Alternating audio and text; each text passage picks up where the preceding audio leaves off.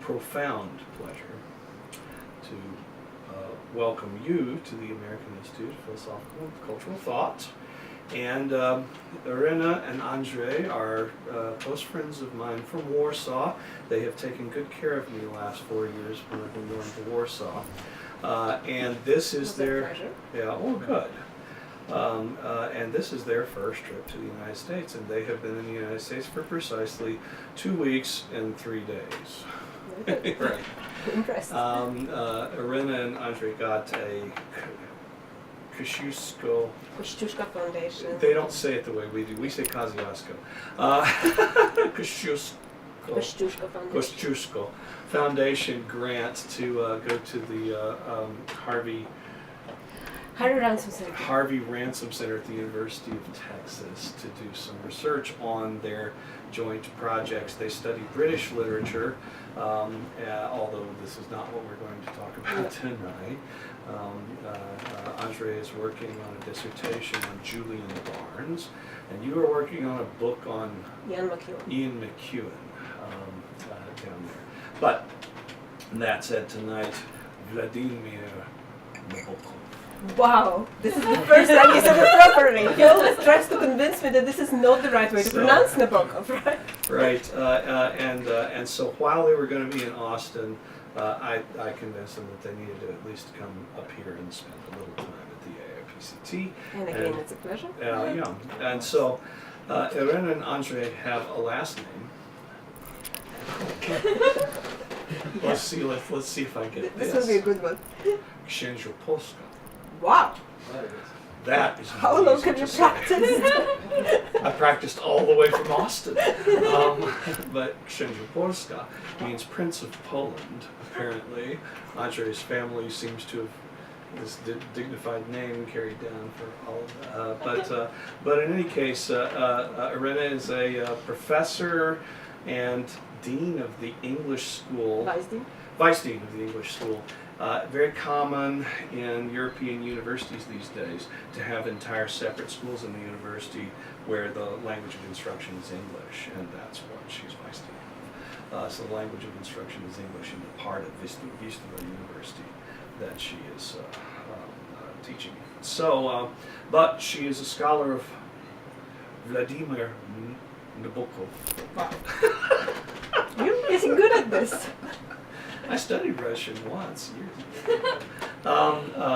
And she is working on a book with another friend of ours, Mikołaj Wisniewski. Very good. I'm getting this, right? Yeah. 4 years in Warsaw, so finally it's beginning to take. Finally, I'm learning our names. I remember one day I was sitting in a cafe in Warsaw, and somebody walked by with a T-shirt on that said, "I speak Polish. What's your superpower?" So in any case, thank you for coming and talking to us and giving us this seminar on Vladimir Nabokov this evening. And let's make her feel welcome. Thank you. Okay, so I gather some people here are actually interested in Nabokov and read something, right? You read Lolita and you started reading Speak Memory halfway through. What about you guys? Read Lolita, Pnin, Hellfire, that's Invitation to Beheading. Oh, that's pretty good. Yeah, that's very, very good, because Invitation to Beheading is actually not on the American part of it. That's the Russian part, and that is the more difficult part. I didn't read it. Okay, well, that's pretty good. Laughter in the Dark is also really good. Wow. Yeah. Okay. It's some like I actually really like his earlier Russian stuff that was translated to English. It's different from like Lolita, Hellfire, and Pnin. So. Okay, wow. Okay, good, because actually we're not going to talk about the novels today, we're going to talk about the memoir, Speak Memory, but as I was saying earlier, it's much easier to understand what is happening in the memoir if you know the novels. If you actually understand, you already know all those situations from the novels, and now you're getting them as if from the real life, which I'm going to argue is not really the real life, right? It's just a kind of a fictional life, a fancy's rear view mirror, as he says in Speak Memory. So it's really helpful to know the novels a little bit. You read Lolita, right? I'm sorry, this is Speak memory. speak memory. Oh, great. So I'm going to say a few words just in case on who Nabokov is. He's a very peculiar writer because I wouldn't say that he's a Russian writer and I wouldn't say that he's an American writer. He's a kind of a cosmopolitan writer who's writing in Russian and in English, right? And he, of course, he said, I'm as American as April in Arizona, but I think you see that this is a joke, right? He dreamt of being a Russian writer, and then some people consider what he did as a betrayal, right? When he suddenly decided that he's not going to write in Russian anymore, and he finally immigrated to America and he started writing in English. And for him it was a huge, he also considered it as a kind of a betrayal. In his diary there's a little note, he says, tonight I was unfaithful to my muse with the Russian muse. Which kind of gives you the idea of what it was for him to change from one to the other. And okay, so he is also a strange figure because he was born in 1899, so he's kind of a coeval of the century. And he goes through all the things that happen in the century. He always manages to stay, I wouldn't say unscathed, but survive somehow. Although the misfortune, the tragedy is always just next to him, right? His brother dies in a concentration camp. His father is killed by a monarchist in an assassination in a meeting. His wife is Jewish.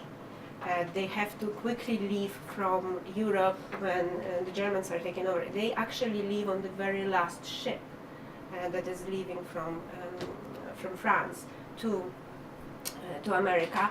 The next trip that the ship is making, the ship is sunk, right? It's like always right next to him. And somehow, well, fortunately for us, he survived all that. And when you're thinking that a person like that is writing a memoir, you think, okay, so he's going to write about all those tragedies, right? Because they did happen to him because these are his loved ones, right? These are the people that are really close to him. And you're not getting that in a memoir, right? You're getting all the other stuff. You're getting dreams, you're getting fantasies, and you're getting the story of how wonderfully everything worked out, actually. You're getting the story about how he developed in his mind. Like how he got to be the person that's putting the prose down that we're all familiar with on paper. He says he's going to do that, right? He promises to that. I don't know whether he actually delivers, right? This is going to be the question here. Okay. Whether or not he promises to tell us who he is, right? Through this, who is the person behind the fictions. But I feel that, like, in a way, we're not getting his life story, but we're getting how his mind developed. Like how. Yes. Okay. He promises that again. Well, when he begins the story, he begins actually with something that looks like a map. And if you look at the map, well, you can see that it's hand-drawn, but it looks pretty factual, right? There are names there, and if you look at the names and you're not Russian, then they sound kind of fabulous. Рождественная, Vera, right? All those names sound, they have this touch of the fabulous, and also the way he does the drawing with those unevenly distributed dots, with those rivers, with those straight lines. There is a touch of the fanciful here, right? But then there's also a scale. This is one versty. This is kind of a mile, Russian mile. And you also see, well, the railway is here. You also see this butterfly. Well, why do we have a butterfly on a map? It's kind of strange, no? So you could say that this is actually, you're looking at the lens of his past from the point of view of the butterfly. No? And actually, that butterfly is a very particular one. It's called Parnassus mnemosyne, sorry for my pronunciation, Parnassus mnemosyne. So it's a butterfly in whose name, this is actually the drawing that is very factual. It's true to life. You can check in the atlases and you will see that it's drawn very precisely. But he chooses that butterfly not because it's beautiful, it's not, right? It looks like a common cabbage white, actually. He chooses that butterfly because of the name, Parnassus mnemosyne. So the butterfly that combines in its name something about art and something about memory, right? This is kind of a heading. This is where we are going, right? This is the land. But it's also a real place. This, the scale, and also the names, right? Announce that this is going to be a real place. However, can you look at the map? I don't know how well you can see it, but can you look at it, not like this, and see something very strange about it? I don't know if you noticed already. Unusual for maps. Thank you. The north is at the bottom, right? Yeah. Actually, if you compare it to the actual map of the place, the scale is a little wrong. But this is not Nabokov's intention, because he simply didn't have access to a map when he was doing it from memory. But the map is transposed twice. You have to revert it like that, and you also have to invert it through a mirror reflection. So he could have done it properly. Right? This is definitely intentional. And the question is, why exactly did he do that? What was the purpose? I would... Okay, it's easy to say this is the map is inverted because we're looking at the past from the future. You're looking back. But this is kind of a simple explanation, you know? We want something a little bit more sophisticated. And maybe this could be connected with an anecdote from Nabokov's life, which I'm not exactly sure is totally trustworthy, because it's related by his biographer who was disowned by Nabokov. He wrote the first part of the biography, and then he quarreled with Nabokov violently. This is Andrew Field. And Nabokov broke all relations with him and said that everything he wrote is complete nonsense. But he does say in the first volume, so the one that was still okay, he does say that Nabokov was a lepidopterist, right? He was a specialist in butterflies. And he worked in the Museum of Zoology for quite a while when he just came to America, and he was spreading butterflies and actually studying their genitalia to tell one species from another. And as he was doing that, Field says that he was actually spreading his butterflies reverse side up. So not normally, you know, as you do that, but he was actually inverting them, and he was looking at the underwings. That was something that interested him. So perhaps this is also what he's doing with the past. He's not really looking at the past the way you nostalgically look at it and you're trying to recreate exactly all the details. He's doing that, sure, but he's more interested in studying the underwings of that butterfly that is up there, of the butterfly of his memory, right? He's trying to understand the structure of memory. How does it work? How does it function? Perhaps this is why the map is inverted twice. Right? Okay, so the book that we have, the book that we're talking about, was originally supposed to be called The Person in Question. How do you like such title? The person in question means what? What the book is going to be. What does it sound like? Does it sound like a memoir? The person in question. Or like a detective novel. Exactly that. Exactly. And I think it was again intentional, because finally he decided not to call it that. He called it conclusive evidence. Yeah, that sounds like a memoir. No, that is definitely a detective novel.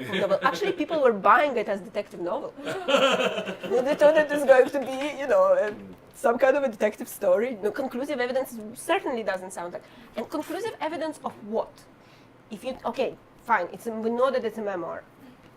Of what? Like the person in question it makes a little bit more sense because it's sort of like a self-examination, and like if you get that it is sort of written as a memoir, like you understand that it's reflecting on himself, but like conclusive evidence, it's like you're still living. What evidence is it that you're examining at this point? Yeah, and what? Like, evidence of what? Yeah. Of being a genius? perhaps, or yeah, because you're talking about that he wants to tell us how his mind works and stuff. That would be the narcissistic purpose, right? Yeah. I'm going to tell you, I'm going to give you the conclusive evidence that I'm this great writer, right? Not really. We don't really get it in that book. The other thing, when he was writing it and he was corresponding with his publisher, he wrote that he's actually not writing a memoir, he's actually writing a novel that is going to be based on the memoir, on his memories. And it's going to have characters, it's going to have a plot. That is not a memoir. Memoir doesn't have a plot. I'm sorry, life doesn't have a plot. Okay, whatever you say about it, that's not how it works.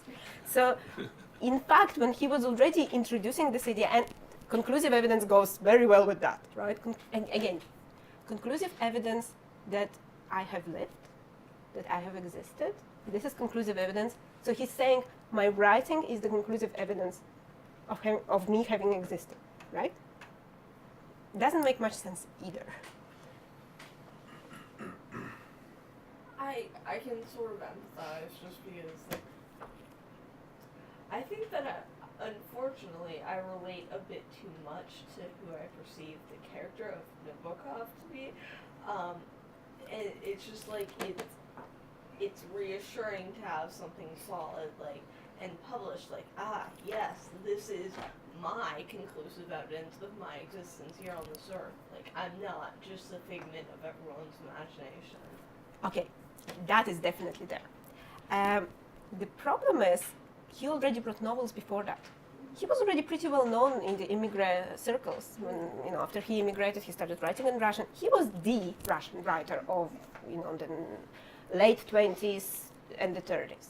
So, I mean, yeah, there's conclusive evidence of him existing in that. Except, he wasn't publishing under the name of Nabokov. He was publishing under the name of Sirin. He had a Sirin. He had a pen name. The reason he did that was because his father was also Vladimir Nabokov, and his father was very well known, a political figure. He was actually a member of the government of the Kerensky period, and he didn't want to be confused with his father, basically. But for the Russians, it's not such a big problem because his father had a different patronymic. So he could have done it still. And he just wanted to establish himself as a separate figure, right? And maybe that was the problem, that when he immigrates and this is getting detached from him, it's under a different name, it's in a different language, he wants now to somehow reclaim it, right? So perhaps this is also there. There's another thing.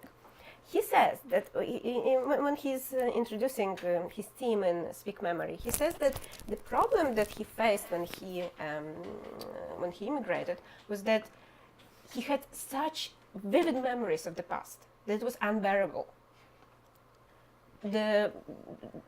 Russia was forever lost, right? I mean, at first he didn't realize this. The immigrant Russians still expected to go back immediately after the Bolshevik fling just blows over, and it didn't blow over very quickly. So they kept waiting, and they started losing hope. And at a certain point, they realized that it's not happening, right? That they're not going to ever go back.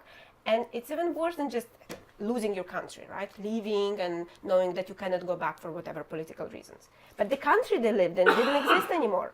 There was no Russia, right? It was something else, and it was totally alien to them. So, okay, there's that. And now he has all those vivid memories of the past, and he feels overburdened with that.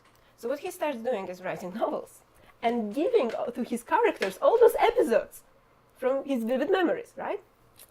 That works for a while. That gives him kind of a relief. But the problem is, he starts forgetting now what really happened, and now he remembers what he wrote about, right? So he remembers the fictional episodes from his own books better than the actual episodes from his past, which is really unpleasant if you think of it, because you become fictionalized, right? You do not have your identity anymore, because memories constitute the core of identity, right? We agree with that. So now what he wants to do is to reclaim those memories from the fictions, and that is why he calls it conclusive evidence. Conclusive evidence that this has happened, that this is not my fiction, but wait, didn't he just say that it's going to be a book with a plot and characters? So it gets really kind of complicated in this purpose that he sets for himself. He wants to reclaim it from his fictions. And if you know Nabokov, as you do, you know that his characters are always struggling with this problem. They're always trying to prove to themselves that they are not fictional, right? You have that in Pale very strongly. You have that in Lolita. Of course, Lolita is totally, we never know who Lolita is, right? We only know what Humbert tells us about her. But we also don't know who Humbert is because he fictionalizes himself, right, for our benefit. And we do not trust that narrative for many reasons. And in Pnin we have that again, right? Pnin is actually the only character that gets away. You know that this is the only novel by Nabokov where nobody dies? I mean, no, I'm sorry. People die in it, but the main character doesn't die. Right? Pnin doesn't die. He somehow, it's very close because he's in a truck and he's in a car and he's getting ahead of the truck and you're expecting the accident and it doesn't happen. And he actually crops up in another novel. He comes up in Pnin again. Oh, sorry, in Pale Fire, right? There's a kind of different version of him that we see. So the thing is that he's trying to get back his story from his characters to prove to himself that he's not a fiction. And when he does this, when he does speak memory, well, conclusive evidence, is it vivid? Does it work? Do we believe that this happened? Well, it's vivid enough, right? It's too vivid, in fact. Yeah. Right, too vivid to be the actual memory. And again, like not chronological, not linear. But okay, wait, is memory chronological? No. So that is actually true to the matter. So that is okay. All right. So I'm going to talk about a few passages from Speak Memory. Do keep in mind that this is this very complicated struggle with himself and his own writings, right? He's trying to get back what he's given away to the characters, and he's trying to prove to us that he does remember, but he's making it too vivid, so by this he kind of proves that it's still fiction. And he kind of has that intention also, so it's really a puzzle. The first episode that, and some of you have the handouts, right? Okay. Some of you, but I will show the passages on the screen, so I hope it's going to be available to everyone. I wanted to tell before we actually go to the passages. I wanted to tell a small anecdote because he's talking about all those fabulous places, right? We have them on the map, and they were inaccessible. I'm not giving that paper. away. Sorry. Yeah, that's your paper. Right. Nope, sorry. You have the book. You have it better. These places were inaccessible to Nabokov, and that is part of the poignancy of the text. That he's remembering something that is inaccessible, that he can never go back to. Right? But now the border is open. We can go to Russia, we can visit those places, right? We can go to Nabokov's house in St. Petersburg, and it's actually there. You can actually see. You can also go to that region. And this is what we did. We took a pilgrimage to Vyra. And if you read biographies of Nabokov, not his own book, but Brian Boyd's, for instance, then you know that there's not much there, right? You can actually see this house. This is a very recent picture. So it's the house that he describes with the white column porch in Mary and in Speak Memory as the place of meetings with his beloved. Tamara, Mary, right? It depends on the text, which is called. But this is, and it's there. And at first you feel this kind of uplifting thing. Like, oh yeah, it's you can actually see it. You go to the porch and you take pictures. And then, well, you remember that in the biographies it says that it burned, actually several times. It burned almost immediately after revolution. It burned during the before the Second World War and during the war it was again, of course, and it burned several years ago again. It's a place that burns, right? It keeps Just happening burns, there. it just Yeah. burns. So it's actually a replica. It's restored, and it's not a very faithful replica. Not everything is restored as it used to be, but it's close enough. You would think it would be in a Nabokov museum, right? No. It's a countryside museum, so you get a little facts from around the area, and Nabokov is only like one wall there. So yeah, that's a little surprising, but still, okay. So there is a place, and then, but this is the place that is important, but not as important as the other house, because this is the house that Nabokov inherited, but he never lived there. He inherited this? Yeah, he inherited about 2 million worth when his uncle died. This was in guess when? In 1917. 17. Yes. A year before it's He all actually- going to be taken away. No, it's almost immediately before. Right? Yeah, It's yeah, like, right. so yeah, he never got to enjoy it, but he didn't. He says that he doesn't really care about that. Yeah, his family was very wealthy. Yeah, yeah. On one side, he was connected with Rukavishnikovs, who were merchants and very wealthy merchants. On the other side, he was connected to aristocracy in Nabokov, right? And they weren't as wealthy, but they were well enough, right? Of course, his father was spending the family fortune right and left, not because he was wasteful, but because he was a constitutional Democrat. So yeah, he was engaged in all kinds of political endeavors, and he went to prison, right, because of his political views and stuff. So this is the place that Nabokov inherited, but never lived there. He had his secret dates with his beloved there. Okay. But there is an actual house that he keeps describing in Speak Memory where he lived, where he spent almost every summer. And it's not far from that place. And you go there, and you know that it was ruined, right? And you expect to see ruins. You expect to see this kind of desolation. You come there, and what you see is a green glade with tall trees. There are no ruins. There are no grey stones. There is no sign that anything was ever there. If you dig under the roots a little bit, you may find some stones, but you actually have to dig. And to me, this was the most chilling moment. Not to see ruins, because I know that, well, history happens, right? This is predictable. But to not see anything, to not see any trace, to just see complete deletion of the past. And weirdly enough, Nabokov has a poem about that. He was not a very good poet, but he did write some interesting poems, especially in his later years. And this one sounds really chilling in Russian. We have one Russian speaker, right? But I'm not going to read it in Russian. Andre. Oh, yeah, he doesn't Anybody talk. else in here? I studied it for a couple of years. I actually translated some of Nabokov's early poetry. Really? So Yeah. go on and say it in Russian so we can hear the children. Yeah, let's hope I can remember it. Зимы ли серые смыли профиль единственный. Эхо ли все, что осталось от голоса. Мы ли поздно приехали. Только никто не встречает нас. В доме рояль, как могила на полюсе. Вот тебе, ласточки. Верь тут, что кроме пепла есть оттепель. I don't know if you got anything of this. Okay, I tried to translate it. It's really bad. I'm not a good translator, and I didn't even try to mimic what is happening there with the sounds.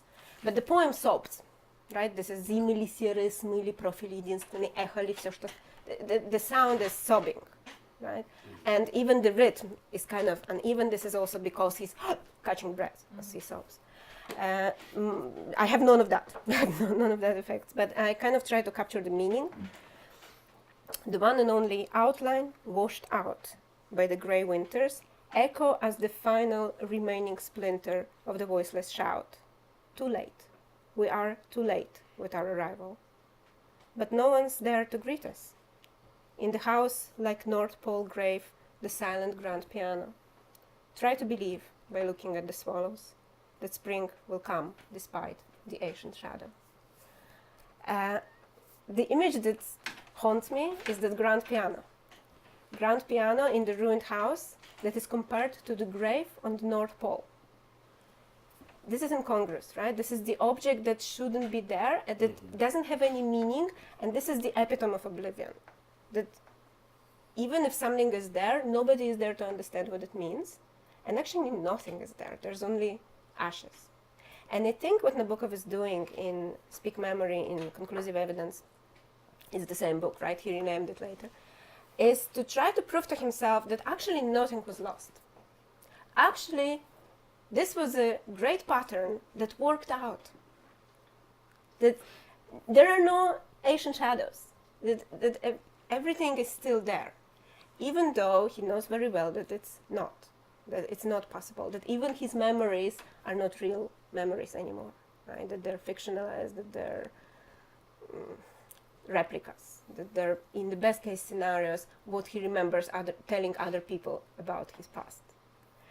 And this is very painful. So the grand theme of Speak Memory, even though it actually is pretty upbeat, right, is loss. Everything is centered around loss. And sometimes it's actually quite weird because he's talking about the moments in that past when he was still there, when he felt like a phantom. There's a passage when he's walking by and seeing bathing girls, village girls, and they hit him as little as if he were a phantom passing through. This is already inscribing the future into the past, and that tells you what he feels about it, right? How he reads this phantom status that he has now there in the happy moments, right? He was pretty content, let's say, in his childhood. He had a very happy childhood, if we were to believe his writings. But there are also different moments. So this is one of them. Oops. It'll come up in a second. Okay. And this is when he's talking about Mademoiselle. Mademoiselle was his French governess, and she was not a very good teacher, right, to put it briefly. And actually, Nabokov here is describing the moment that he never saw. So he admits that he wasn't there to see it, but he's trying to imagine this. He's trying to see it through her eyes. And the passage is very, very weird. Okay, so I'll try to read it. There, in the limitless gloom, the changeable twinkle of remote village lights seems to Mademoiselle to be the yellow eyes of wolves. She is cold, she is frozen stiff, frozen to the center of her brain, for she soars with the wildest hyperbole when not tugging after the most pedestrian dictum. Every now and then she looks back to make sure that the second sleigh, bearing her trunk and hatbox, is following, always at the same distance, like those companionable phantoms of ships in polar waters which explorers have described. We see Mademoiselle very well here. First of all, the twinkle of remote villages' lights seem to Mademoiselle to be the yellow eyes of wolves. Remote village lights should be friendly, right? She's seeing some habitations, human habitations, and instead she sees it as yellow eyes of wolves. Do wolves even have yellow eyes? Hell, I don't know. They do sometimes, or usually, I guess. Right. Yeah, but it actually doesn't matter here, right? Because it's her, it's focalized, it's actually doubly focalized. It's focalized through her and through him, right? You see this? That he sees her looking and he sees it like that. He's imagining that she is seeing it like that. That there are wolves, there are wild creatures that are about to devour her in this horrible Russia. She's cold, she's frozen stiff, okay. We see that she's prone to, overemphasize her problems, right? Her troubles. But I kind of sympathize with that. Frozen to the center of my brain is often what I feel, especially when I'm in cold regions. She starts with the wildest hyperbole, if not tagging after the most pedestrian dictum. And she keeps looking back because she's worried that her possessions will get lost. Which kind of shows us her mercantile mind, that while she's in this new great adventure, she keeps thinking about her things, right? Follow. And they follow like this phantom ship. That must be a prediction of some catastrophe, right? When you see a phantom ship behind you. So we have all those impressions kind of piled up here, but of course, it's not really Mademoiselle. It's really Nabokov, right? It's really him looking at her.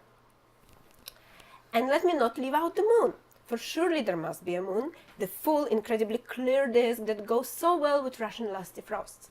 He's actually admitting that he's doing a cliché, right? He entered into this, he showed us the scene, he showed us the person in the scene, and now he says, okay, but what is missing? Of course, the moon. You cannot have a nice scenery, nice winter scenery without the full moon. It has to be full moon, of course, right? So there it comes, steering out of a flock of small dappled clouds, which it tinges with a vague iridescence, and as it sails higher, it glazes the runner tracks left on the road, where every sparkling lump of snow is emphasized by swollen shadow.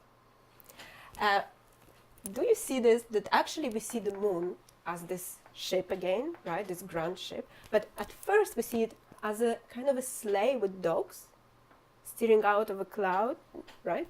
And the dogs are French poodles. Do you see this? Dappled clouds. That's the image. French poodles? Yeah. Dappled, Well, small dappled clouds. You know, those small, Yeah. roughy I know little things. clouds. So they're not sleigh dogs. They're Yeah. the You mean small with dogs. with the fancy paws. Yeah. Okay. So that's the image. No, because she's coming from Switzerland, so you have to have something like, well, okay, maybe not Swiss but French. I don't know. This is a comic image that just kind of flips up there and then goes away, and then again we're back to Mademoiselle's perspective. It sails higher, it blazes the runner tracks on the road, so again it's this great ship, and it's not giving light. It's actually enlarging shadows. Right? This is the final touch. Now the final touch is here. Very lovely, very lonesome. But what am I doing in this stereoscopic dreamland? How did I get here? Somehow the two sleighs have slipped away, leaving behind a passportless spy standing on the blue-white road in his New England snow boots and storm coat. The vibration in my ears is no longer the receding bells, but only my own blood singing. All is still, spellbound, enthralled by the moon, fancy rear vision mirror. The snow is real though, and as I bend to it and scoop up a handful, 60 years crumble to glittering frost dust between my fingers. He's stranded there. He's a phantom there. He remembers that he forgot, but he's not actually a phantom. He's wearing clothes, right? He's there in his New England clothes, and he's not in Russia anymore. He's imagining all this. This is Fancy's rear vision mirror, but the snow is real. And look what he's doing in this last passage. 60 years crumble to glittering frost dust between my fingers. He's actually saying, well, the time didn't really pass. I remember it as clearly as it were today. But he just said this is Fancy's rear vision mirror. Memory as Fancy's rear vision mirror. So it's not real. And he's actually trying to say that something remains through a metaphor that involves crumbling. Snow dust. He should have gone to Miami. Why? But he's been so much better off. This would have been a beach scene. I think it's pretty good as it is.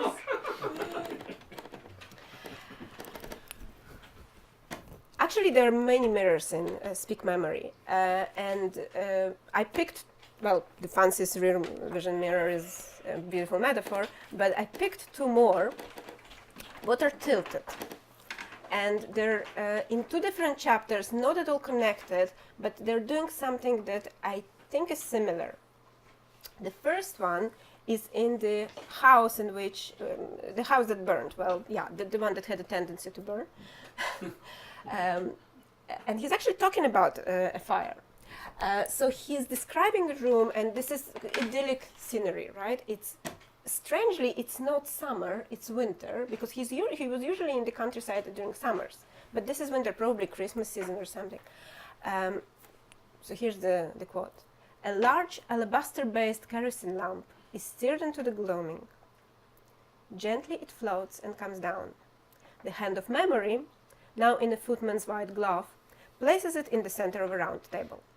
Revealed. A warm, bright, stylish Russian Empire drawing room in a snow-muffled house, soon to be termed Le Chateau, built by my mother's grandfather, who, being afraid of fires, had the staircase fashioned of iron, so that when the house did get burned to the ground sometime after the Soviet Revolution, these fine road steps, with the sky shining through their open-work risers, remain standing all alone, but still leading up. So we have an image that is idyllic, but really not. Because what we see through the image is what is going to happen in the future. Right? We're going to see the fire, and the staircase, just, you see the image, right? The staircase that stands there without the house, just like still leading up with the sky gleaming through its steps. And the image is noble, no? Gogolesque, weird, incongruous, but noble, because it's still leading up, right? It's still the staircase that fulfills its purpose, even though it's leading nowhere, right? Because it doesn't exist anymore. It continues. Some more about the drawing room, please. The gleaming white moldings of the furniture, the embroidered trousers on its upholstery, the white piano, the oval mirror. Hanging on taut cords, its pure brow inclined, it strives to retain the falling furniture and a slope of bright floor that keeps slipping from its embrace. Tilted mirror, and everything is falling down. So this, of course, I mean, we have to read it prophetically, right? The future in the past, right? The moment of intuition without knowing, without actually knowing what is going to happen. But of course, the way he's bringing in the Soviet Revolution into the passage shows that this is only because he now knows, right? He sees it now this way. So he actually undermines the reliability of that memory through bringing those future glimpses, right? Through bringing this consciousness of something terrible about to happen. And we can contrast this passage with the other one that is in one of the last chapters, and this is already in Germany, right? He's already in immigration, and this is about the park of Grunwald. Curious things turned up in this Grunwald. The sight of an iron bedstead exhibiting the anatomy of its springs in the middle of a glade, or the presence of a dressmaker's black dummy lying under the hawthorn bush in bloom, made one wonder who exactly had troubled to carry these and other widely scattered articles to such remote points of a pathless forest. You have to picture this, right? Mm-hmm. So you have a forest, and in the middle of the forest there's a bed, right? Iron bedstead with its, well, anatomy exposed. Instead of you remember the iron staircase, right? There is a clear parallel here. But there, it was noble, it was leading up. Here, it's this bourgeois, not dreamland, what should I call it? Nightmare land, with a black dummy under the bush. What is the association? Black dummy under the bush. A dead body. Exactly. Read on.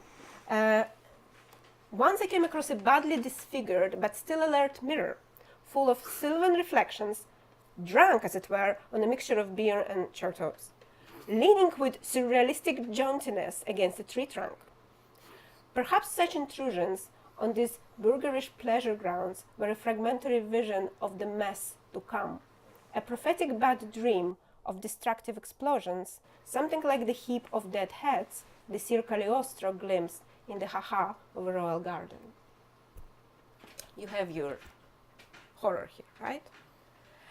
But, okay, so we see the mirror reflecting history, prophetic mirror. Whenever you see something like that in Nabokov, you should be suspicious, because he does not like generalizations, and he certainly does not like symbolism. So, the clue here is Cagliostro. Cagliostro was not exactly a prophet. You remember who Cagliostro was. He was a guy who was fooling the rich, fleecing the rich by telling them weird stories, right?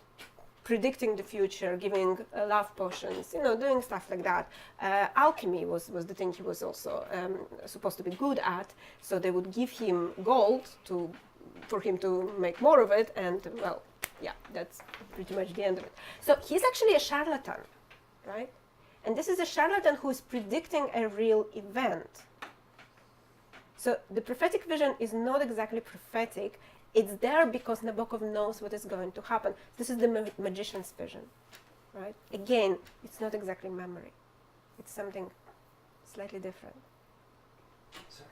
Do you suspect then that the slip into the German there, the Grunwald, is also reference to some kind of fairy tale or some kind of setup like that is anticipated happening and also happening? But then it would be Black Forest, no? Yeah. Grunwald, well, it is a historic place, right? And he used to go there. And it also crops up, I don't know if any of you guys have read The Gift. His great Russian novel. There the character goes regularly on walks in Grunwald and describes Grunwald as this kind of supposedly paradise, but kind of bourgeois paradise with people just suntanning and the boys in Nazi uniform marching and all the mess, right? And it's funny that he actually, if it's a fairy tale, it's a grim fairy tale, right? Obviously, yeah. You actually don't have to have a Black Forest to invite that association. He calls it mess, right? That is the word that stands out to me as incongruous here, because I would not call what will happen in Germany as mess. That is decidedly an understatement, and Nabokov is very conscious of that, right? Mess to come, and then he talks about heads, heap of dead heads. So we have this very grim imagery that is always undercut, either by Cagliostro or by words like mess that don't belong in this. But he's making sure that it doesn't become pathetic, that it doesn't become bombastic, right? And this is very typical with Nabokov. Okay, kind of moving on. There's this passage in, there's an incredibly boring chapter in Speak Memory where he talks about his ancestry, right? All the people that found the history of the family and so on and so forth. I only wanted a small part of that chapter, which I hope will not bore you, because he's actually talking, I shouldn't have shown this, but okay. He's actually talking about a family crest. And he says that he didn't remember it very well. He remembered it kind of vaguely, and he remembered two bears holding up a chessboard, right? And then he found out that they were actually lions, shaggy lions, holding something that is not a chessboard. You can really try to see it as chessboard, maybe succeed, but not really. So it's funny that he's bringing to our attention that his memory is not very good, that it doesn't really work very well. He couldn't remember it, and he found the crest, and so that's the actual thing. And actually, if you think of it, the image that he held in his memory, bears with chessboard, is so banal. Because bears, the Russian association that you have with Russia, and the chessboard is the thing with Nabokov, because he was the great chess player, he wrote a chess novel, he wrote chess problems and stuff. He might have as well added a mirror and a butterfly, and that would be complete, cliche, right, of what Nabokov does. And he exposes himself this way. He does it on purpose, of course. Now he's describing the real thing, right, already having seen it. A couple of lions, brownish, and perhaps over shaggy beasts, but not really ursine, licking their chops, rampant, regardant, arrogantly demonstrating the unfortunate knight's shield, which is only 1/16 of a checkboard, of alternative tinctures, azure and goose, with a botany cross ardent in each rectangle. Okay, whatever. Above it, one sees what remains of the knight, his staff helmet and inedible gorget, as well as one brave arm coming out of a foliate ornament, goose and azure, and still brandishing a short sword. Za hrabrost, for valor, says the scripture. Okay, so he's reading this in the following terms. There was a noble knight that was eaten up by the lions, right? And za hrabrost, for valor, is actually kind of an ironic commentary on this.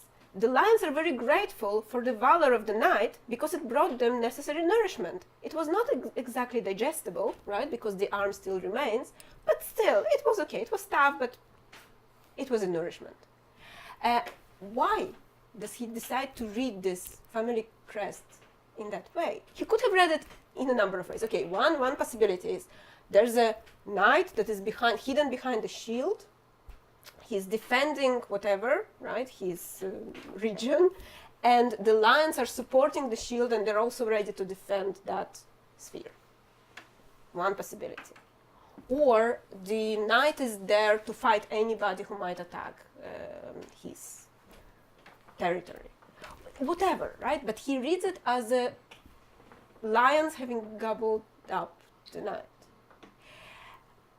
I would suggest, and it's actually not in this chapter, but it kind of made sense of that passage when I read later that his father, who was a very noble guy and who had very noble beliefs and behaved always in a noble way, had died rather senselessly at a political meeting where, he wasn't even the main speaker.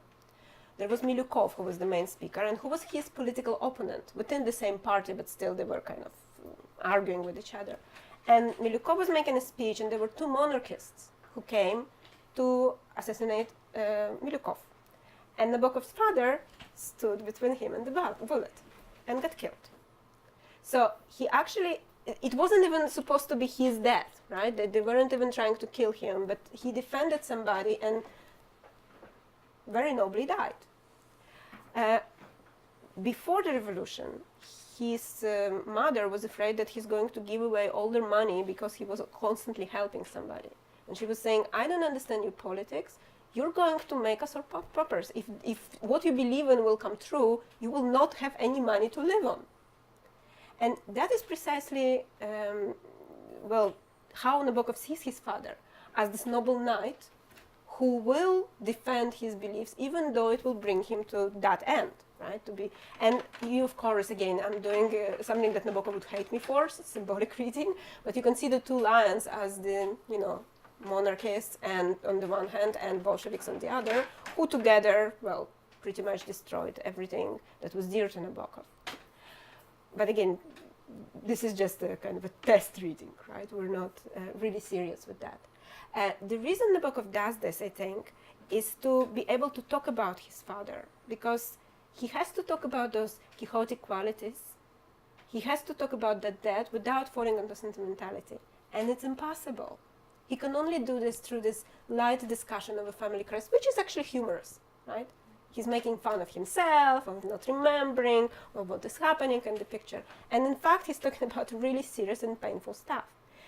Nabokov was a poet, right? And he actually wrote his first novel, I think in 26, and that was much later than his father died.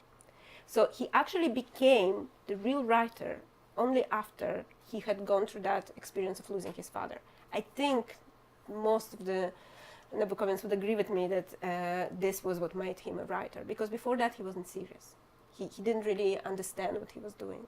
After that, oh yes, yeah. So for him it's also a tremendously important moment, and he cannot bring himself to speak of it. He does speak of it, but very quickly, right? And in a different chapter, and then he cannot really comment too much. This allows him to make the reader make the necessary connection. The thing with Nabokov's memoir is that, okay, we have this phantom theme, right? We have this theme of him appearing as a phantom in the past, him remembering himself as a phantom, but it also goes the other way. And the way he can make sense of loss is to actually, as I said, to prove that actually nothing was lost. So what he does is a very strange technique. He tries to prove that whatever happened was meant to be there, and that actually the future, emigration, all those tragedies, they don't really matter because he never left. Because everything is exactly as it was in the very beginning. But it doesn't always work. And here is a passage in which we kind of see the problem. As I look back on those years of exile, I see myself and thousands of other Russians leading an odd but by no means unpleasant existence, in material indigence and intellectual luxury, among perfectly unimportant strangers, spectral Germans and Frenchmen in whose more or less illusory cities we, immigrants, happen to dwell. Okay, so he's reversing this, right? He's saying, actually, we were not the phantoms. It didn't matter that we didn't have passports. It didn't matter that we didn't have country. It didn't matter that we didn't speak the language. they were unimportant. They were just, what? How does he put it? These aborigines were to mind's eye as flat and transparent as figures cut out of a cellophane. Fantastic. And although we used their gadgets, applauded their clowns, picked their roadside plums and apples, no real communication of the rich human sort so widespread in our own midst existed between us and them. It seemed at times that we ignored them the way an arrogant and very stupid invader ignores a formless and faceless mass of natives. Again, he's kind of exposing himself, don't you think? He's kind of showing that, well, he's incredibly arrogant. He's in a foreign country and he's not interested in the culture of this country. He ignores it because it's not the culture that he cares about. He cares about his own. Well, this changes when he goes to America, right? Then he's going to really embrace the culture, he's going to learn all the ins and outs, and he's going to lay them out in Lolita. But this will be later. And while he's in Europe, while he's living in Germany, while he's living in Paris, while he's living in Cambridge, he's ignoring the natives. He's ignoring the country. He lives in his own sphere. So he's arguing that he's not the phantom, they're the phantoms, right? They don't exist. And it's funny because this passage connects to another one in which he tells the story of his grandfather, who would go very often to Nice, well, for extended, you wouldn't say holidays because he wasn't exactly working, but yeah, to spend time in Riviera. And he fell ill there, and he had to be transported back to his estate, and he refused. He said, no, he's going to stay in Nice. So what his family did was to, well, drag him and bring him back to Russia, but before that, they prepared his room in Russia, in his country estate, to look exactly like his room in a hotel in Nice. So he came there, and he didn't even notice that he was in a different place. And they had the flowers that were, that you would have in Riviera. They had everything made up exactly. And he died without knowing that he was moved. He died without realizing that he... So it kind of relates to this. So what is really the reality? We're kind of losing touch of this, and I think the problem that Nabokov is struggling with is grasping what is really real. What I imagine, I want to imagine that these natives are not real, but does that work? Or no, I'm the phantom. I'm the real phantom here. I'm the one who's creating the false room around myself. I'm locking myself in and pretending that the outside doesn't exist. And it's funny because again, it's done in reverse, right? Because it's the room in Russia that looks like abroad. He can be incredibly arrogant, and he can be incredibly narcissistic, and we kind of love him for it. But in Speak Memories, sometimes I have a feeling that he crosses the line into arrogance every time he talks about Soviet Russia. For instance, there's a passage, I think it's on your handouts, I hope, in which he says, immediately after this one,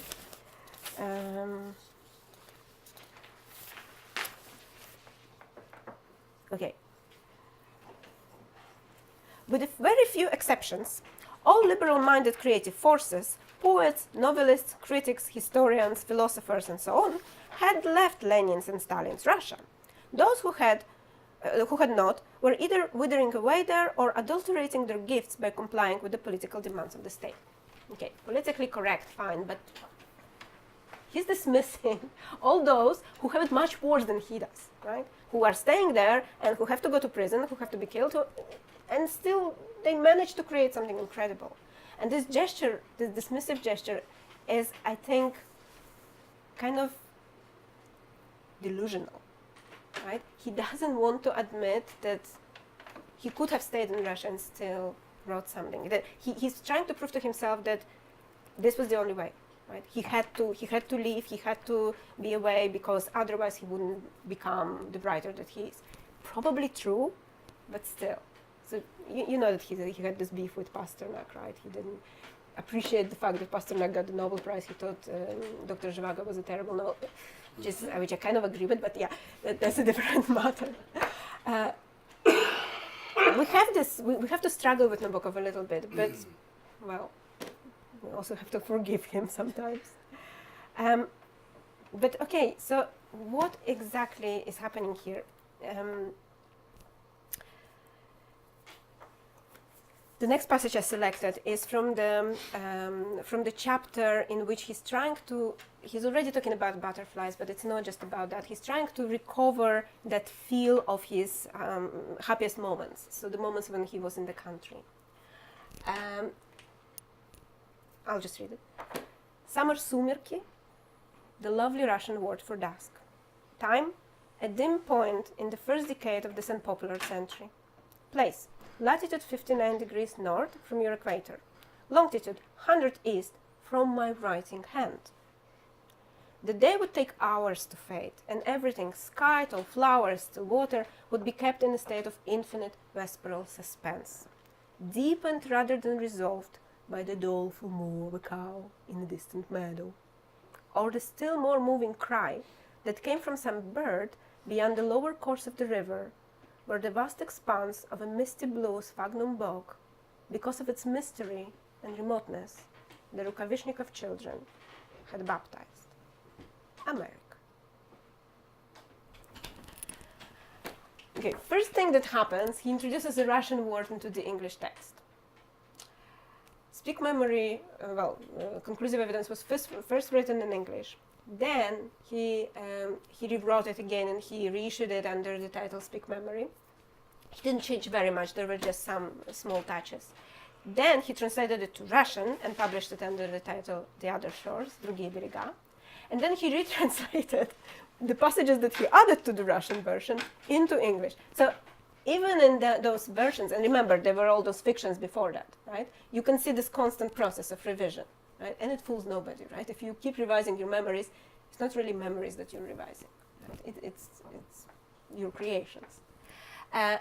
When he introduces a Russian word into the English sentence, he defamiliarizes it, right? He puts it at the remote. Summer sumirki, and it's not spelled properly. Sumirki is spelled through U, right? If you really want to spell it in English, it's not double O. He does it on purpose because then we'll have the doleful moo of a cow, right? This is the alliterative part. And the impression he wants to create is this prolonged moment that still lingers. This is the north, and in the north the light fades very, very slowly, especially in summer. Sometimes it never fades, right?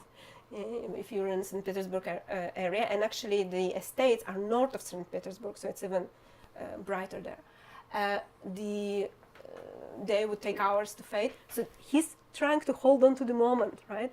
It's probably incredibly boring to be a child sitting in a country, waiting for the day to fade, right? You would imagine that it's not a moment to treasure, and he treasures it. He treasures it because it's lost, of course. But it takes a long time to fade, and then he's talking about something that he hears rather than sees. He hears a cry of a bird somewhere far away. And the sphagnum bog is particular because it's a habitat of rare butterflies, and he wants to go there and hunt it. So it's this adventure that he's looking forward to, that he longs for as the day is fading, and the place is called, hello, America. So look at this. America was already there in the Russian countryside. He didn't actually have to immigrate. It was already there. He never moved from it. So when he's now in America, he's actually still back home, right? He's hunting butterflies after all. He did it. In America, he was very happy about it. And this is a very, very small touch, but he develops it further and further. And whenever he talks of butterflies, there's always this reappearing. So remember when he was talking about Mademoiselle, he was the phantom from the future going back into the past. Here, what he's beginning to do is the opposite. He's trying to prove that the child self just passed from that Russian countryside that was absolutely blissful straight into America. And actually, immigration, war, destitute, lost beloved, that didn't happen. Well, it happened to some version of himself, but it's not really as relevant as this ability to just jump through. So it's all pieces of the puzzle that fit together. And we see it in the passages that relate to the butterfly. So he's talking about the butterfly that kindled his passion for Lepidoptera. And that is the swallowtail. It is a very pretty butterfly. It's yellow with black tails. and eyelids. And his janitor catches it, of course, in the country estate. And the janitor is also an interesting figure because he moonlighted as a police spy on his father. He reported to the police on his father. But this is a separate story. So this janitor catches the butterfly and tries to kill it. And the drug that he uses is not effective. So in the morning, Mademoiselle opens the cupboard where the butterfly was and it flies out. So actually the first butterfly is the butterfly that escapes, right? It's that thing that flies away. But what happens then, he actually says, and we can follow its flight over timber and tundra to Vologda, Vyatka and Perm, and beyond the Gaunt Ural range to Yakutsk and Verkhnikalimsk, and from Verkhnikalimsk, where it lost a tail, to the fair island of St. Lawrence, and across Alaska to Dawson, and southward along the Rocky Mountains, to be finally overtaken and captured after a 40-year race on an immigrant dandelion under an endemic aspen near Boulder. Do you get what is happening? It's actually, okay, so it took just 40 years for the butterfly to fly over, but I followed it, and I got it. And I captured it.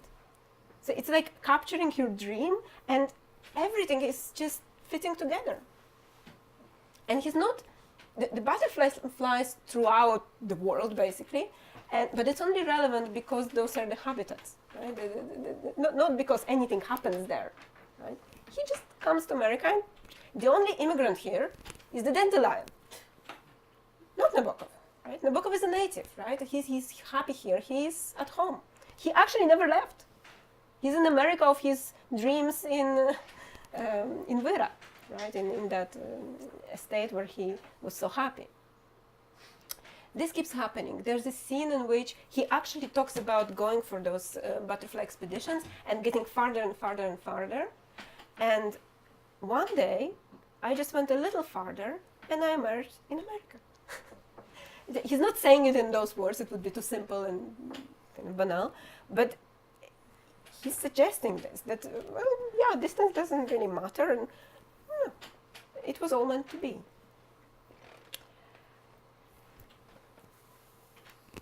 Am I running out of time? Well, Kind of. You should probably take questions. Yes, last thing We that I should wanted to say. refill and then you should take questions. Okay. But What do you mean if- by if refill? you're okay with that. So you've... I'm that's your almost there. Okay, you're not quite there. No, Your not quite spiel's there. Not quite done. All right. So the last part that I wanted to talk about, well, I have a few other things that, well, if there are questions about that, I will fill in. But okay, so we began with this question: what is he talking about when he tries to call it the person in question? And if he's trying to capture memories, does he succeed? Does he manage? Do we believe him? Well, no. Not because he doesn't succeed, not because it's not beautiful, not because it's convincing. It's convincing enough. Actually, when his biographer compared the memoir to the actual facts, and he went through the documents, he found, and it's not a lot, 21 errors in the book. It's not a lot. So Nabokov is actually trying to make it factual, trying to get things right. Moreover, in the memoir, he actually shows us the places where he made a mistake. Like with the lions, right, with the crest. He also talks about some other incidents when he had to correct something, and he brings it to the fore, right? He's not pretending that his memory is perfect. Why does he do that? Well, to tell us that he's reliable. He's not hiding his mistakes, so everything else must be true, right? So this is a tactic, of course. But in the end, when we finish reading, we kind of realize that, okay, yeah, it's all wonderful. There are all those wonderful episodes. They're all patterns. There is a plot to everything. It all makes sense. But do I know more about Nabokov than I knew before I started reading? I actually recognize the passages from novels. Well, not verbatim, but I recognize some episodes. He told me a little bit about his family. He told me about his butterfly expeditions. But the person in question is still the missing piece. He's not there. And he knows this very well. The citation is in your handout at the very end. An observer makes a detailed picture of the whole universe, but when he has finished, he realizes that it still lacks something, his own self. So he puts himself in too. But again, a self remains outside, and so forth, in an endless sequence of projections, like those advertisements which depict a girl holding a picture of herself, holding a picture of herself, holding a picture that only coarse printing prevents one's eye from making out. So there is the self that he tries to inscribe into the memoir. There is the self in the fictions that we recognize outside of the memoir. There's the self that stands outside. It gets a little bit confusing. There is actually no self in there, which, if you think of it, is very interesting, because Nabokov is perceived, probably rightly so, as the most narcissistic writer. So how is that the most narcissistic writer leaves himself out of his memoir? It doesn't actually tell us anything about himself, that, nothing really intimate. I mean, no, those memories are intimate, but you know what I mean, right? He's not really giving us a picture of himself. There's this weird scene where he, for instance, reads poems, his first poems to his mother, and his mother passes him a mirror, and he looks in the mirror and he doesn't recognize himself. So there is no self to be put in the end. Maybe, just maybe, this is the most narcissistic thing he could have done, to leave himself out as this enigma, because we keep wanting more, right? We keep wanting something, to learn something else. So, okay, if we do not see Nabokov in Speak Memory, it is probably because he didn't want us to. Probably he didn't intend it. And so his attention is actually focused on the processes of memory. And the reason he shows it as a puzzle, the reason he shows it as this magic journey and stuff, is not because he wants us to believe that it was so easy. It's not, well, we know it's not, right? But because he wants to see us how memory constructs this, how we try to make sense of the past, and then we convince ourselves that it was really so, that actually all those elements that we are loving now, they were already inscribed into our past. So memory can be a very careless girl, I love that quote, a very careless girl misplacing things, needing spectacles, or it can be a splendid winged creature that just hovers over the lands of memory and art, the way that is peculiar to butterflies. And now I'm done.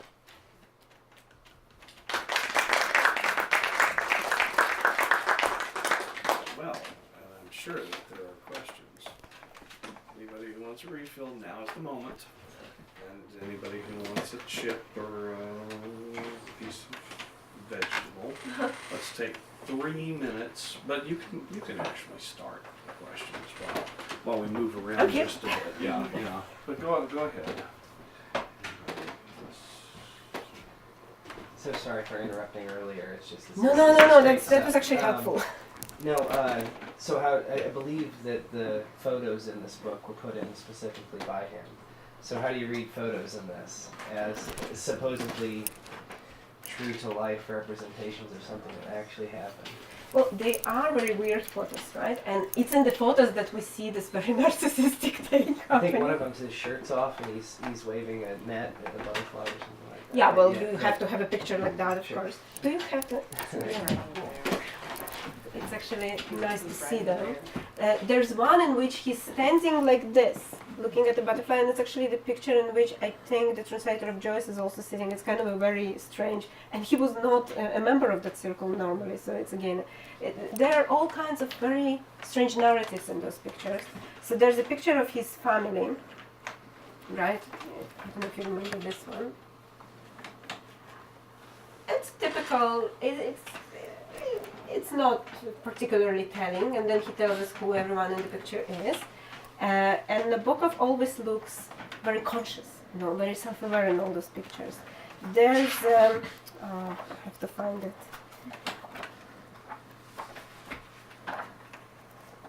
And well, there's this one, where his brother is also inscribed, right? The brother that died in the concentration camp, and he was in the concentration camp because he was gay.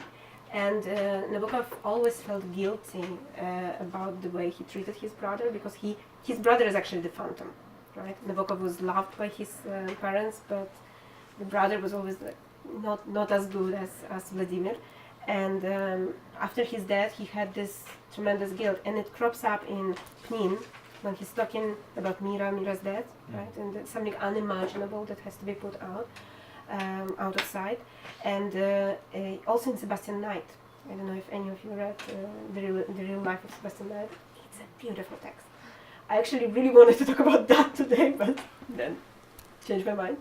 In the book there is this kind of a the writer, who is the subject of the book, dies, and his half-brother is trying to write his biography. And he's going up. So this half-brother is so much less talented than Sebastian Knight. And so this is like the life of that lost brother to him. So he's present in the pictures. But actually, yeah, this one. Here's the young prince rowing a boat in Cambridge. Right? And the way it's actually not just the image that is important, but also the inscription. The author in Cambridge, I mean, me, right? Spring 1920. It was not unnatural for a Russian, when gradually discovering the pleasures of the camp, to prefer at first a robot to more proper canoe or punt. Say that last part again. To what? A punt. A punt. It's very A unusual. kind of a boat. Yes, it's an unusual English word. No, but it's Yeah. native to Cambridge, Yeah, right? yeah, sure. So,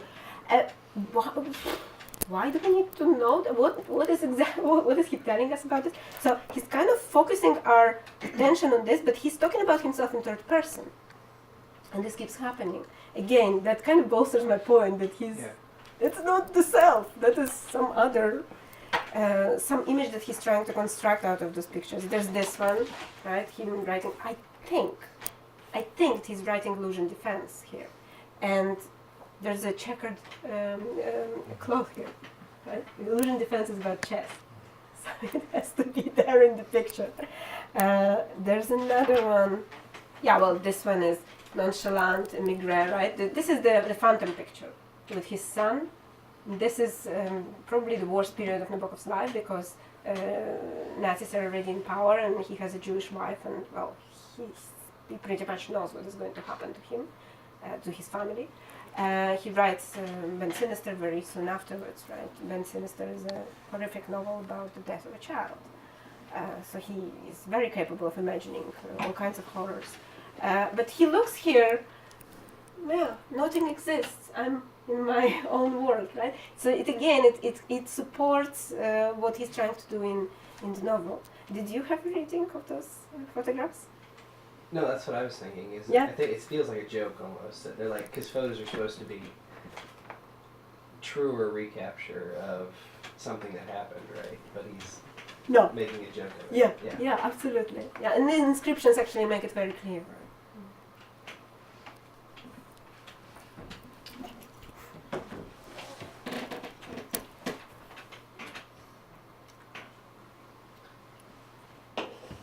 I don't know that I actually have any questions, but I feel like there's so much content up for debate. Just feels like, Let's do that. yeah, like, no, it's not a true autobiography, but he is giving us, in a sense, like, what he said he would. He's examining the way that we develop memories, and he's giving us bits of his past and telling us how they play out and replay in his head. And we are getting, in a sense, like, the memories that he has of how he came to be. Like, yeah. Yeah, memories which are connected to fancy, right? Yeah. Remember, fancy is rear vision mirror, right? That is a perfect metaphor for what he's doing. Yeah. Because actually it's a back mirror of imagination. That's what we're seeing, right? Yeah. We're just casting imagination backwards. And he does make that clear. I mean, not clear. But if you read into it, you get it eventually. Yeah. Absolutely. So saying speak memory, he's not saying that he's going to tell us the true story of his life. He's saying that he's going to tell us how he remembers it, and he's not going to pretend that his memory is perfect, although it's going to be very vivid. Right? Yeah. Did you see the photograph I chose for this session on the website, where he's looking back from the car seat, and you can see the mirror in front of him. He's looking. He's like, "Oh, you. I guess I'll tell you a story." I mean, I saw that picture. I said, "Yeah, I suspect that's what this paper is." There's actually a "Oh, vision you. mirror. Oh, you again." And I suppose you'll want a story, won't you? He's a good storyteller.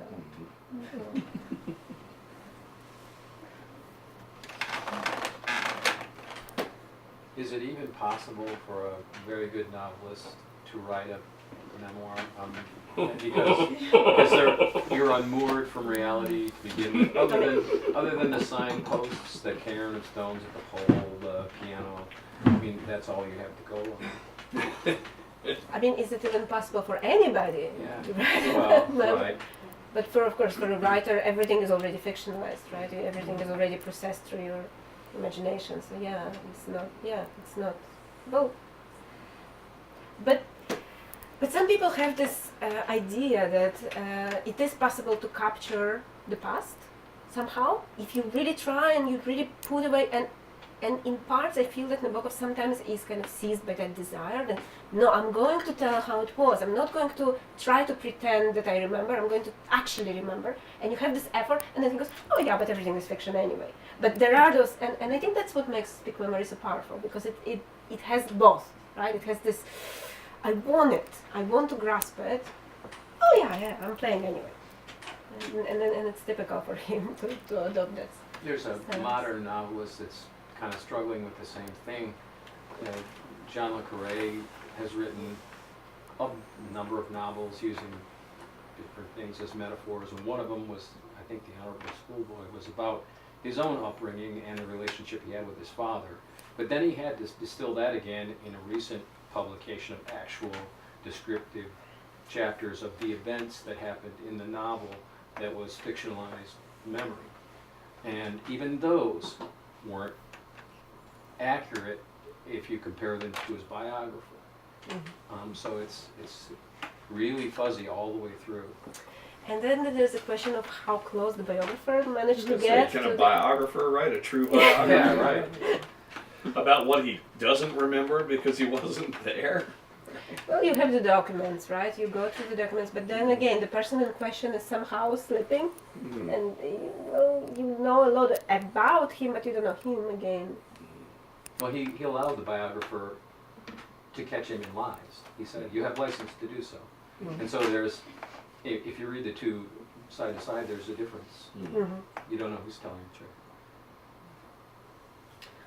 Well, then actually, like, one of the questions I had is, since you're writing on Ian McEwan as well, what do you make of this or Le Carré's in light of, like, Atonement and Bryony in Atonement, who,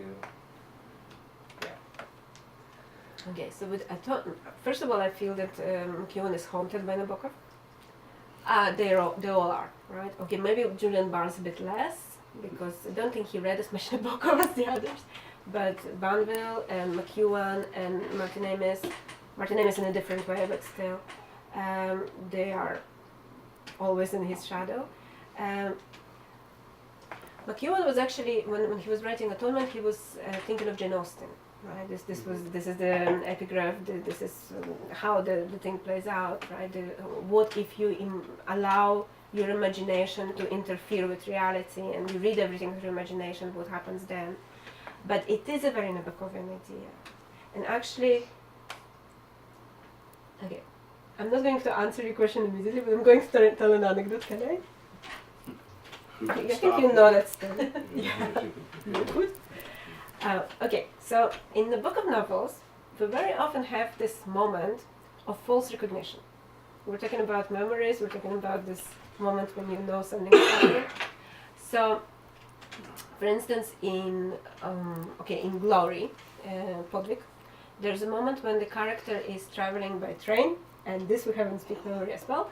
The character is traveling by train, and he sees the lights of the distant villages, and they do not look like the yellow eyes of the wolves, but they look like diamonds, right? Diamonds that somebody is rolling from one hand to the other and then puts into a velvet pocket, and it's so beautiful. And the dream is to go there and to be there and to actually experience that life that is out there in those distant lights. So in Glory, the character actually does that. He gets off the train, he goes to the village, he finds the village, he asks what it's called. Well, he's on the train and he gets to the village. He spends quite a lot of time there working on a farm. And he's super happy because every time he sees the train, he thinks, somebody's looking at me and somebody is imagining me at that point, right? So he's perfectly happy. And then he goes back, he finishes his adventure, and he's back on the train and he's waiting for the lights, right? He's looking at the lights. And he shows the conductor, oh, this is Molignac over there. Molignac is the name of the village in which he spent all this time. And the conductor goes, no, that's not Molignac. Molignac can be seen from the railroad. So, what do we do with that, right? I mean, did he capture his dream, or was this a delusion? What? He was happy, but does it undermine his fulfillment? And it keeps happening. There's actually another scene that is kind of similar in Sebastian Knight, when Sebastian Knight loses his mother, and he wants to find the place in which she died.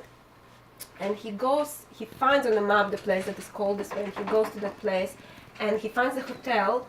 The sign that he associates with the mother is violets, and he sees violets on the hotel's what do you call it, logo, and he knows that this is the right place. So he sees there and tries to imagine his mother there, and he even sees her ghost run down the stairs. And then a little bit later, he finds out that there are two towns that are called this way, and she died in the other one.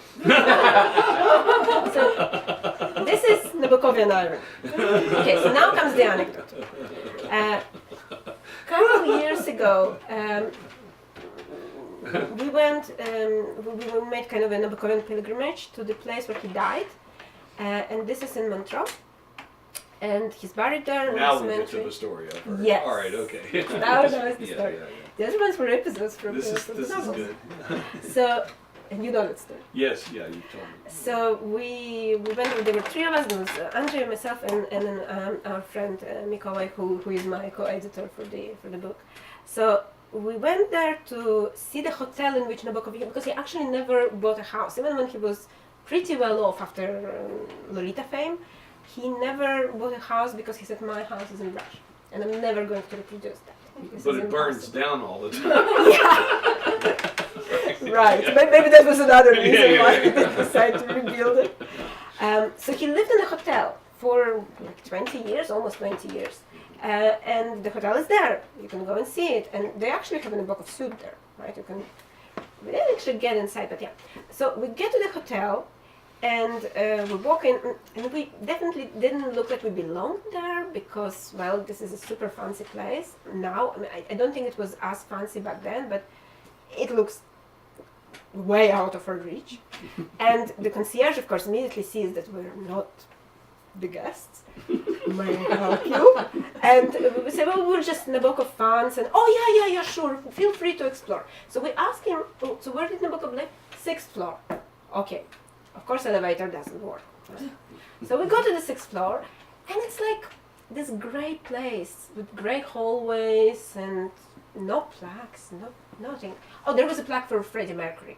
Yeah, that wasn't the one we were looking for. You gotta have priorities. Yeah. So we're there in this hallway, and then we kind of stand there and say, okay, these ignorant people don't know anything, but we're just going to stand there and have our moment. And we're standing there, kind of. Okay, so he walked those hallways, and he was there, and we're kind of beginning to feel something, and even hear something. There's this rattling noise, and then this trolley appears from around the corner with a maid, right, the hotel maid, and he's like, "Can I help you?" Obviously, we don't belong there. And so we were just Nabokov fans. We're just, he used to live here. No, he didn't. Like, yes, he did. No, he didn't. He lived in another wing. So then we realized that we actually experienced a Nabokovian moment because we had the moment of false recognition, right? That's precisely the thing. He was over in that wing over. This is the wrong town, right? You're This is seeing the ghost, but you're seeing the ghost, but you're in the wrong town. that's the ghost. That's not either memory or that dream, right? Because these two things are very. And you very guys are all connected. sitting there staring at each other, going, "Well, did it or didn't it?" No, we absolutely loved that moment because it actually showed that it's not about the capture, right? It's about this. So did you go to the other wing and Oh, try yes. to feel it there too? Oh yes, we went to the You other don't even wing. have to ask, do you? Yeah. I'm Of just course. curious, go to the other wing and There were try- photographs there, and it actually They felt like they did. did know that Nabokov Okay. lived there. Yeah, and- police poster. We even thought that maybe we should just get together, like 3 of us, and just pay for the half an hour in that room. That's pretty much all. Yeah, but it was taken. So They that don't, was they out. don't, It they was don't taken. really rent those rooms for half an hour. Not in that hotel. It was taken anyway. Maybe when he lived there, it wasn't. Yeah. Then we went to the cemetery. I don't know if I want to tell that story. Oh, the cemetery was. No, you should tell the cemetery story. You should stop filming. I don't want this to go on the record. No, that's kind of silly because we went to the cemetery and we found the cemetery, especially since Mikołaj has been there before. So we came there and The we third had. person who's her co-editor. Yeah. So we bought. There's this Polish custom that if you go to a cemetery, you have to honor somebody's memory by lighting a candle. So we bought a candle, and we were looking for the grave, and it's a tiny place, and couldn't find it. We walked all over like for half an hour. I mean, it's really tiny In the snow. in the snow, and we couldn't find it. Then finally we asked somebody because there was actually nobody there, and then somebody appeared. So we asked, and it was in the middle. It was like the main avenue. So how could we have missed it? And we came to it, and okay, so the stone is flat, almost flat, like a little bit like this, and there are shrubberies around it, there's very low shrubberies. There is no way you can get to the gravestone to put a candle. So we were like, we have to step over the grave, and that didn't feel right, especially since it was covered with snow and didn't look very safe. And at first I tried, and I started slipping, and they caught me and took me off. Then Andrzej tried, and the same thing happened. And then finally the third person tried to do it, and he's the tallest. So he managed to put the candle, but he almost broke his head on the gravestone, and we took him off. And we looked at each other, and we're like, oops, we're dancing on Nabokov's grave. It's not exactly honoring his memory.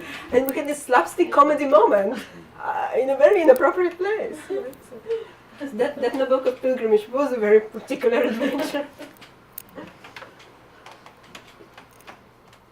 You made me tell the story. I did. Nikolai's gonna watch this on YouTube. As is everyone else in Poland. So. I find value in that as an anecdote. Oh yeah. In context of this discussion, especially, and just how idiosyncratic memory can be. Are you sure that that's the way it happened? Well, ask him. He was Well, there. here's the thing. I've actually heard this story about 4 times now. Oh, stop. And I'm thinking it's shifting just a little. Yeah. No, it might be because now I remember the way I told it before. Yeah. So I'm just saying. No, there is this thing. I myself have this experience of, I have very early childhood memories, and there's a story that I tell to my friends of how when I was 11 months old, I remember myself waking up and getting out of my cot, right? And I remember what my parents said at that point. And the fact is that after telling the story so many times, now it was in Russian, right? This episode was in Russian. I don't remember the phrase in Russian. I remember it in Polish because I told it in Polish so many times. Which is like, did it happen? Right? I'm convinced it happened, but I have to struggle a little bit to retain it. One of the questions that I have had is, it blows my mind, completely blows my mind, that a person whose native language is Russian could write English this way. I mean, I'm sorry, but that's just extraordinary. How do you get the command of English that Nabokov has? You don't. You don't. If your native language is Russian, if your native language is anything but English, how do you arrive in this place where you can write better than people who've been speak? I mean, you know, he's probably in the top 20% of English language writers, and his native language is not English. Well, it's okay. So there's a complication here because we cannot really say that his native language is not English. He's bilingual, right? He was raised in an Anglophone family where they spoke English. Actually, his father caught him not knowing Russian when he was a kid, and he hired a Russian tutor immediately, right? So it was pretty early on. But you're right, because actually Nabokov got pretty upset when he was compared with Conrad. Because after all, English was Conrad's second language. It was, yes, and you can feel it. He doesn't write native English. He doesn't write. You can feel this kind of foreignness. That is not my experience of Conrad. You can feel. If you look at the phrases and the way they're structured, there is this kind of a shadow of another language there. No, it's not just my opinion. Yeah. And Well, Nabokov you would know though, because that language is deeply familiar to you. Yes. Whereas it's utterly foreign to me. I mean, Is it the verb placement that? It's the structure of a phrase that is a little too long. There's this kind of a weird accent always, right? Falling on the wrong part of the sentence. But to a person who doesn't know Polish, that just feels like his style. Oh, it is his style. That's the thing. But Nabokov was annoyed. Actually, he didn't like Conrad, and he was annoyed because he felt that Conrad's English was never good enough, and that his English was really, and again, it's more complicated. Boy, because this is an esoteric disagreement. Like, Conrad, your English is good. I can imagine that conversation. They sit down, Conrad, man, you should learn English. Yeah, he called him a writer of teenage adventure stories. I told you he was arrogant, right? Okay, now, come on. You can't possibly defend that kind of... I'm not defending it. Okay. I'm just citing it. Oh, he loved Melville, yes. Everyone loves Melville. Not everyone. Oh, really? I thought so. But you know what you're talking about, this bilingual thing, yes, because bilingual he's thing. fantastic in Russian. It's absolutely unbelievable the way he uses the language. There's no other writer who uses it the same way. Really? It's and he was So writing this kind of Russian. So he would have been this extraordinary writer in Russian had he stayed, your point He earlier. is an extraordinary writer in Russian because he managed to write quite a few novels in Russian before switching to English. But imagine that. So you create your Russian because you have to create your own language when you're a real writer, right? You're not using the ready-made cliches. Faulkner, Hemingway, Fitzgerald, right? yeah. But the point is, You create do your it. own English. Yes, in you do order it. You to- create your own Russian first, and then you abandon it. And you never come back to it, really. I mean, you do some translations later on, but they're translations, right? You're not actually thinking, you're not creating your text in Russian. You're creating it in another language, so you have to do it all over again. And he said that it was incredibly painful, but even the way he said it, and when he talked about it later, he always made this impression that, I was writing a really sophisticated Russian, but these were just exercises. My English novels are the real thing, which is not true. Not true at all. Actually, in all the... Well, if you actually study the Russian text, especially his later text, maybe not Mary, right? It's already sophisticated, but if you study the gift or invitation to beheading, what is happening there is not simple on any level, on the level of the language. So he created this pose to kind of project himself as this American writer because it was important to him to position himself as an American writer. Why? Help me understand that. Not that it seems like it was much of a stretch for him or anything, because he seems to have just easily done it. Well, it looks like it anyway. But why was it so important?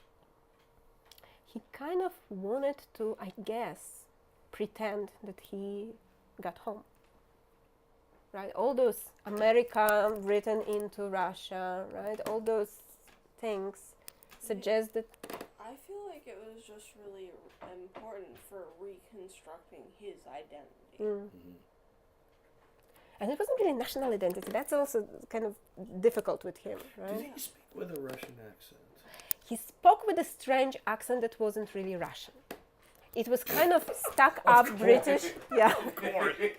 No, there's no way it would have been as easy as the question I asked. It was Australian. It was this kind of pompous version of English, kind of anglicized, English Maybe British. a little bit British, yeah. Yeah, because he studied at Cambridge, right? So there was also that. But he would make sometimes. He says this about Sebastian Knight. That Sebastian Knight studied in England. He was actually, his mother was English, but he grew up in Russia, and sometimes he would make mistakes. And when these were pointed out to him, he never made the same mistake twice, right? He would always correct himself, but there was always a shadow behind his pronunciation, right? So there is something like that. I mean, he sounds incredibly snobbish when you listen to him. Oh, you can there are there good recordings. There's a very amusing recording of Nabokov, because actually he never gave interviews that were live. Yeah. He would ask the questions to be sent to him, and then he would prepare answers. What a control freak. All right. Tell me about it. Yeah. But there is a very funny recording of an interview that seems to be live, that is about Lolita. After Lolita, and I think Lionel Trilling is in it. Mm-hmm. And really?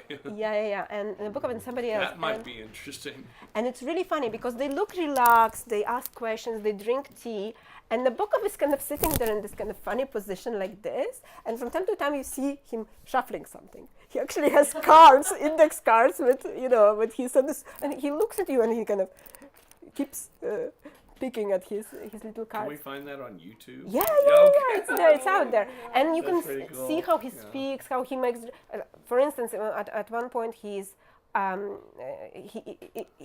this ridiculous question of how he is different from Humbert Humbert. Oh, of course he's asked that question. Fantastic, right? Okay. Yeah. And what does he do? He says, of course I'm different from Humbert Humbert. Humbert Humbert misnames a butterfly. I would never do that.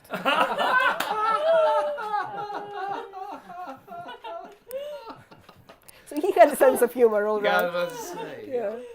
But that's too tough for the listening audience. They think that's a deflection, whereas he's going, no. Really, I would never misname a butterfly. It's like, you just don't get my seriousness.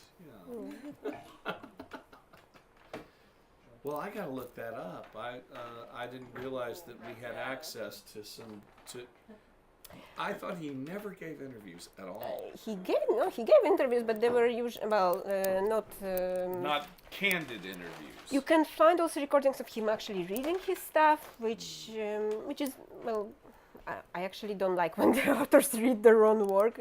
I mean, have you listened to Brodsky read his own stuff? Yeah. No. You cannot listen to this. Nabokov is not as bad, but yeah, you know what I'm talking about, right? It's like, just don't speak. Don't speak. Has anyone ever heard T.S. Eliot's reading of April's the Wasteland? Yeah. My God! If ever anything was killed for me, and the love song of J. Alfred Prufrock, it's like, this used to be poetry, but in T.S. Eliot's hands, it ceases to live at all. Or listen to Yeats. I actually have, yeah. I was about to say, geez. On the other hand, you listen to Dylan Thomas, and it all comes alive, doesn't it? So sometimes it really is in the voice of the author, and sometimes it isn't. I'm sure I'm not the only one who's listened to Dylan Thomas read his poetry, the recordings. I mean, oh my gosh, it just springs off of the recording, and it utterly comes to life. Sometimes it lives in the author's voice, and sometimes not. Most of the time, I think it does. Most of the time it doesn't. Yeah. Well, listening to Stephen King read his own prose would be enough to kill anything. Yeah. Anyway. Well, alrighty. Well, thank you, Irena, for answering our questions and for your most informative and delightful seminars. Thank you guys for coming. It was a pleasure.